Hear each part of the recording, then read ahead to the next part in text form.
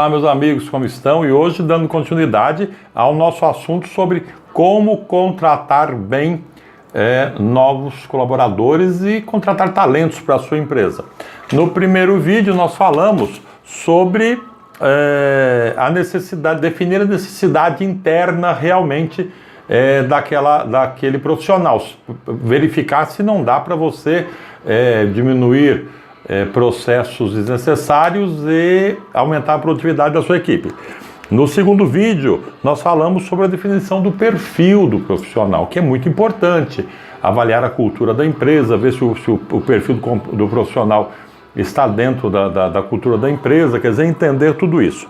Hoje eu vou falar com vocês, ou melhor, neste vídeo eu vou falar com vocês sobre a estrutura necessária, sobre as formas de contratação disponíveis no mercado e que você pode utilizar para economizar dinheiro e para ganhar em produtividade na relação custo-benefício do profissional que você tem, garantindo a satisfação dele com a remuneração, tá bom?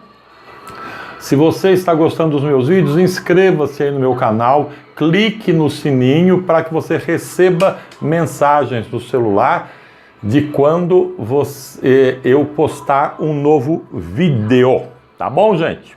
Bem,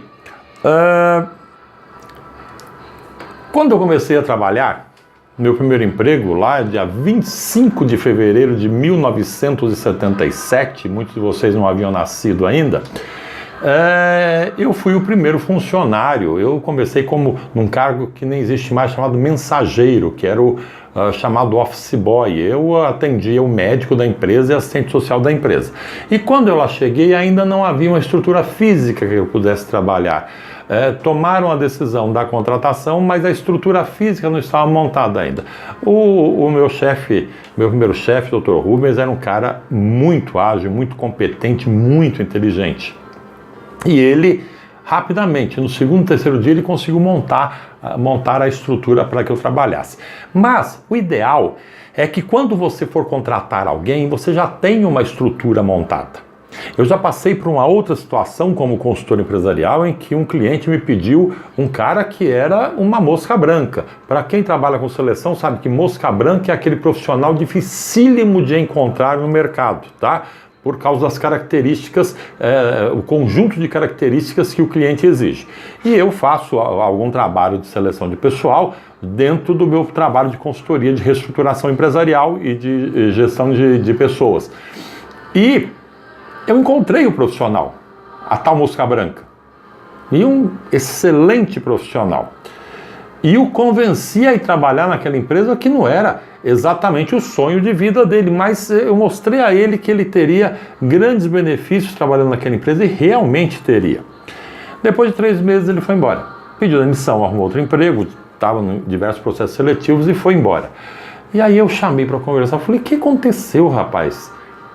Alguma coisa que eu te disse não era verdade? Ele disse, Antônio, 90% que você me disse era verdade, mas tem 10% que talvez você não saiba. Eu tinha que dividir o computador com uma outra moça. Eu não tenho um computador para trabalhar. Como é que se trabalha hoje? Na área que eu vou trabalhar, que era programação de fábrica, né, PCP, programação e controle de produção, como é que eu trabalho sem computador? E aí, a moça não é uma vontade dela, mas ela tem muito trabalho também, ela precisa fazer o trabalho dela. Como é que ela consegue parar para eu trabalhar? Então não está dando certo.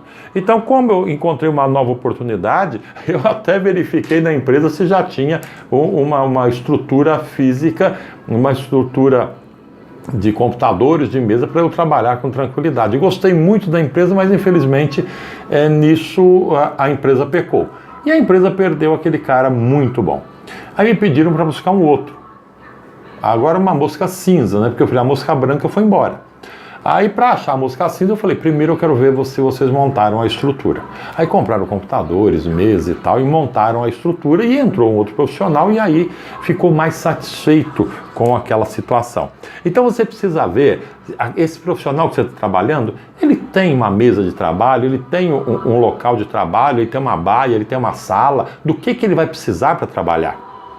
Ele tem ferramentas, computador, telefone, essas coisas básicas para poder trabalhar, ou ele vai ter que ficar procurando onde trabalhar aqui?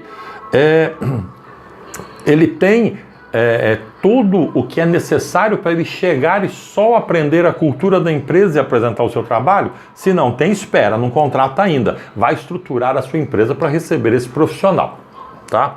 Bom, se você tem tudo isso estruturado, você tem que questionar que tipo de pessoa eu quero.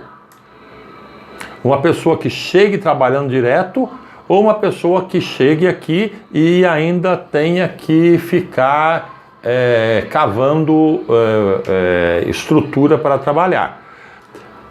Com certeza você quer alguém que chegue e trabalhe o mais rápido possível e dê resultado logo. Então, repito e insisto, estrutura, embora muita gente ache que não seja necessário, ela é necessária. Nem que seja uma cadeira e uma baia de trabalho. Se é ali o local de trabalho e ponto final.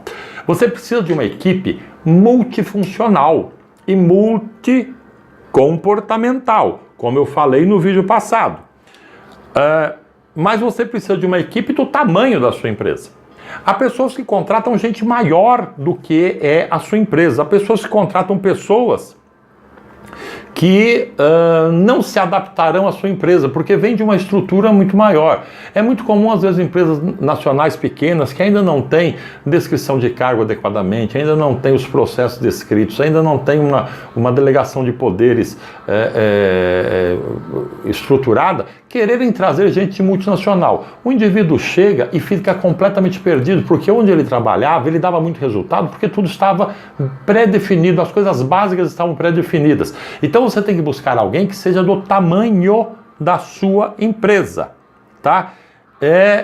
Não adianta ele ser extraordinário no mercado, ele precisa ser extraordinário dentro da sua empresa, tá? O cara fabricava bolos saborosíssimos, ele era o chefe lá do laboratório de uma grande empresa de bolos, mas a minha empresa não tem laboratório decente. Ele não vai dar resultado. E aí você vai pagar caro, gastar dinheiro, investir uma baita de uma grana e não vai ter os resultados necessários. O profissional que entra tem que ser do tamanho da sua empresa, não pode ser nem maior nem menor. Pode até ser um pouco menor para você fazê-lo crescer. Mas se ele for muito maior que a sua empresa, pode ter certeza, ele vai embora depois de alguns meses de trabalho porque não vai aguentar aquela estrutura que para ele é muito pequena e não faz sentido, tá certo? Outra coisa, às vezes as empresas veem um profissional no mercado, tem que trazer esse cara para cá, porque senão a concorrência contrata e aí a gente fica perdido, a gente não vai ter mais esse profissional que é extraordinário, está no mercado. Só se você tiver condições de pagar o salário dele e ter o que ele fazer dentro da empresa. Eu vi um caso de uma empresa que contratou um profissional de um parceiro para fazer determinada coisa e trouxe o cara pagando uma baba de dinheiro, moçada. E o cara não tinha o que fazer, porque a empresa não estava preparada para aquilo.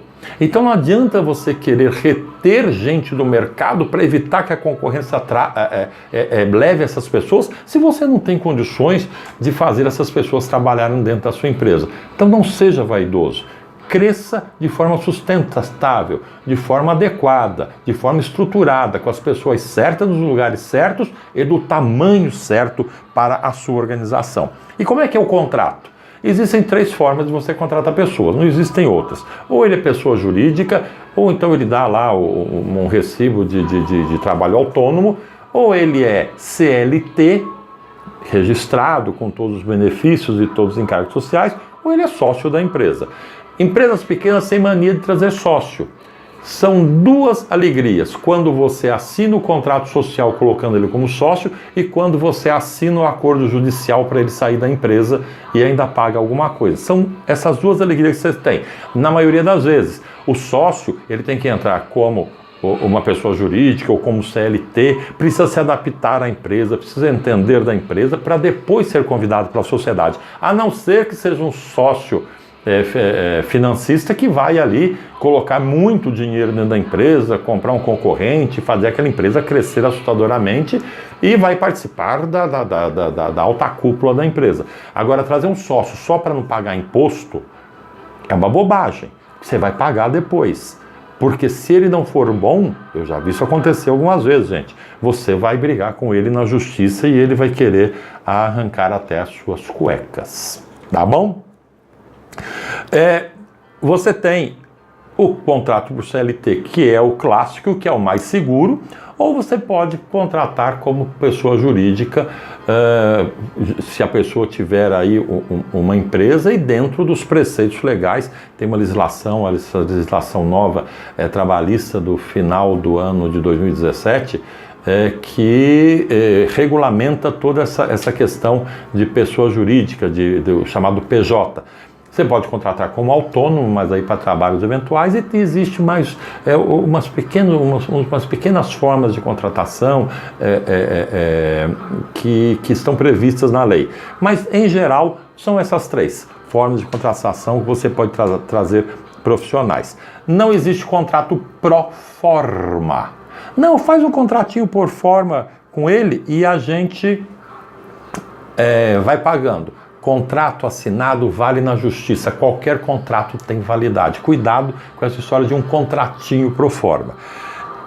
Cuidado com os amigos, porque você pode perder o funcionário e o amigo no futuro. Se o amigo vai entrar, tem que ficar muito claro em que condições ele vai entrar na empresa. Vai entrar como funcionário e seguir todas as regras. Não vai ter acesso livre à sala do amigo dele como ele tinha no passado. Não vai ter acesso livre ao presidente da empresa como ele tinha no passado. Ele vai ter uma posição hierárquica e vai ter que obedecer essa hierarquia interna e as normas internas. Ok? São essas as recomendações que eu faço sobre estrutura e sobre forma de contratação de novos colaboradores. O nosso próximo vídeo será já falando sobre o processo seletivo. Na nossa live do dia 28 de janeiro, eu falei sobre isso. Nós vamos falar já do processo seletivo e eu vou dar algumas dicas para este processo. Um grande abraço a você, não se esqueça de se inscrever no meu canal aí. Muita paz, muita alegria e muita prosperidade.